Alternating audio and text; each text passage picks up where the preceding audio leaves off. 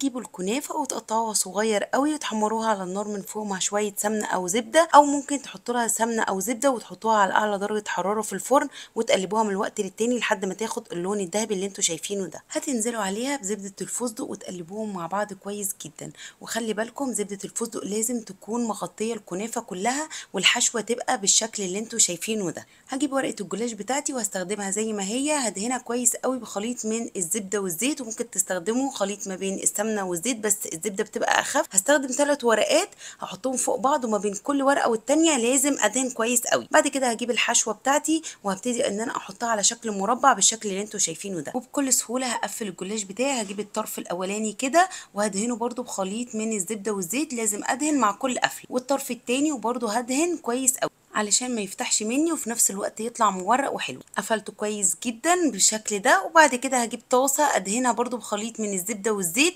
والنار بتكون متوسطه. هحمره بقى على الطاسه دي واضغط عليه بالراحه قوي لحد ما ياخد لون من ناحيه، وبعد كده اقلبه الناحيه التانيه علشان يبقى باللون الذهبي الحلو اللي انتوا شايفينه ده. وبس كده هطلعه بقى وهبتدي ان انا اقطعه مربعات صغيره. قطعوه بالحجم اللي انتوا عايزينه، انا شفت ان الحجم ده مناسب قوي. شايفين بقى الحشوه من جوه مورق ومقرمش جدا. هتجيبوا بقى اي نوع شوكولاته بتستخدموه زي النوتيلا كده، انا بستخدم وندر دريم، حلوه جدا وفيها قطع من البندق وسهله قوي في الفرد. لو مش سايحه معاكم سيحوها في الميكروويف، او حطوا حتى الجار كده في ميه سخنه هيسيح معاكم بكل سهوله. هتفردوها كويس قوي كده على الفطيره، وبعد كده زينتها بحاجه بسيطه قوي من الشوكولاته البيضاء، وبس كده بقى جاهز عندكم احلى فطيره محشيه بحشوه خطيره. الفطيرة دي اتعملت الأول في دبي وبعد كده اتعملت في مصر، وكل اللي جربها قال حلوة جدا. أنا حبيت إن أنا أعملها معاكم في البيت بكل سهولة. هي فعلا مش بتاخد وقت خالص في التحضير وتستاهل التجربة.